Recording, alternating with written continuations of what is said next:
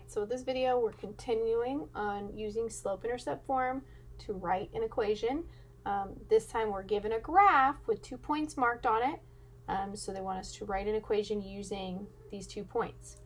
So remember, we need 2 pieces because slope-intercept form we have y equals mx plus b.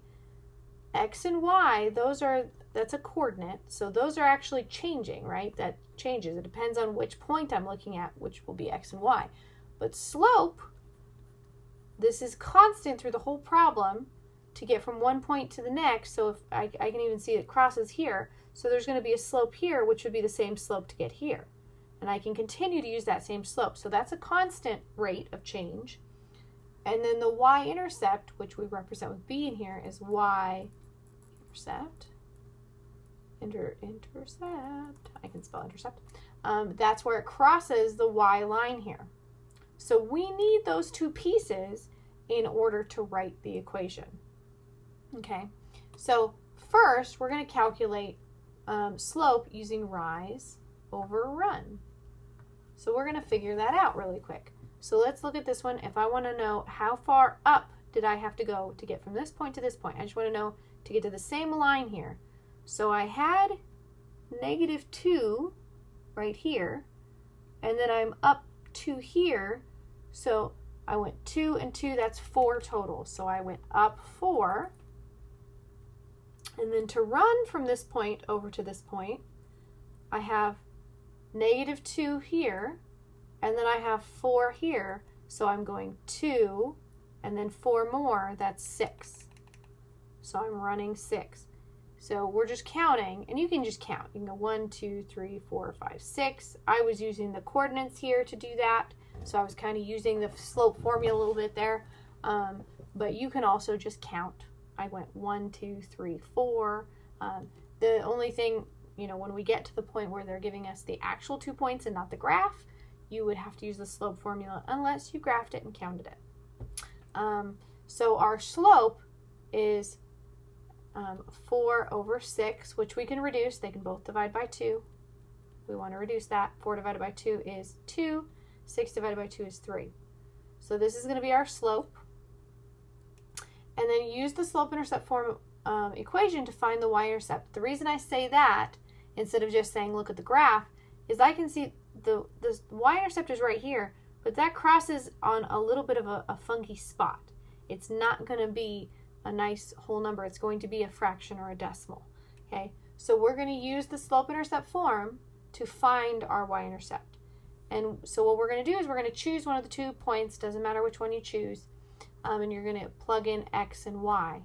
So I'm going to go ahead and choose this point here, and this point is -2, -2, negative. So this is my x, this is my y.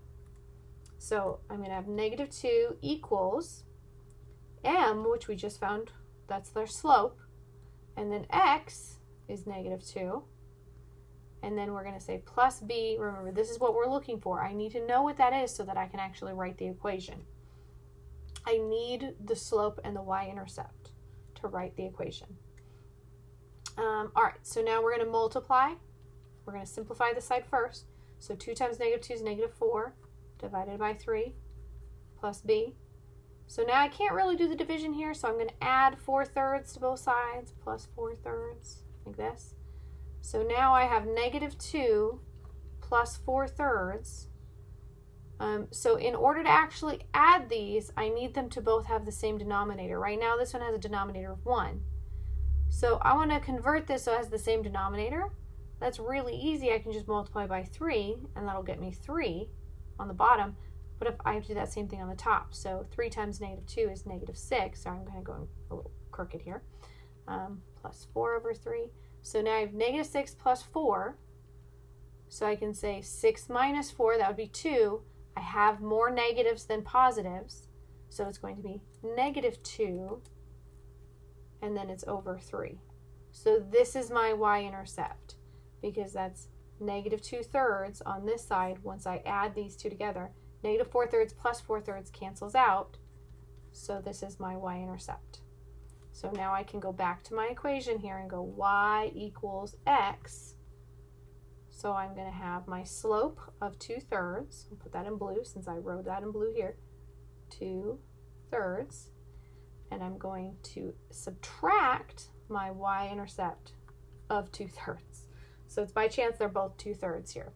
But we can definitely see it's something, you know, it's a little bit more than half. It's not quite all the way though. 2/3 makes sense. 2/3 is a little more than half, but less than all the way to the next point.